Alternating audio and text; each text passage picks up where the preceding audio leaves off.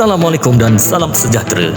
Pertandingan Pickleball Kelab Kilat Johor Bahru telah berlangsung dengan meriah di Pickleball Perling, menghimpunkan ahli-ahli dalam suasana penuh semangat dan ukhuwah. Majlis dimulakan dengan ucapan rasmi pembukaan oleh YDP Kelab Kilat Johor Bahru, Tuan Haji Muhammad bin Saikun, diikuti dengan bacaan doa bagi memohon keberkatan dan kelancaran program.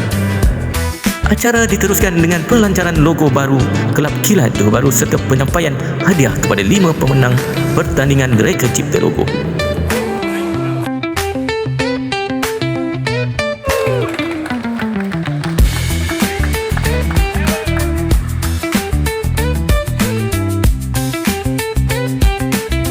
Sebelum pertandingan bermula, semua peserta dan urus setia berkumpul untuk sesi fotografi sebagai kenangan bersama.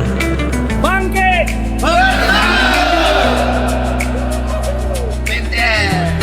Gini pasti menang.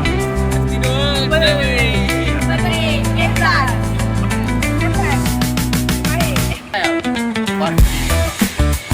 Orang lama.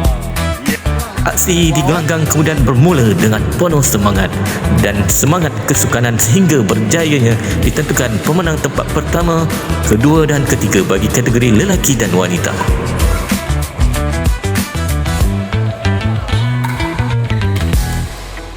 Baik.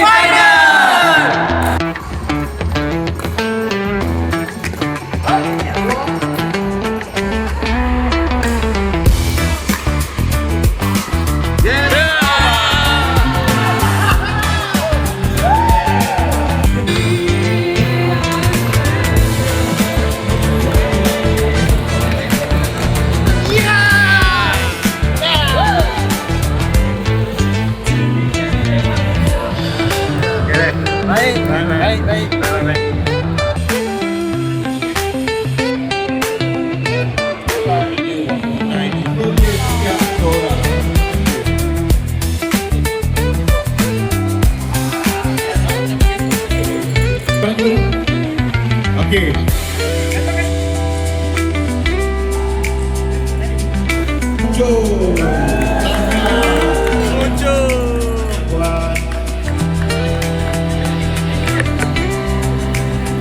Tahniah kepada semua pemenang dan peserta yang telah memeriahkan kejohanan ini. Kelab Kilat Johor Bahru.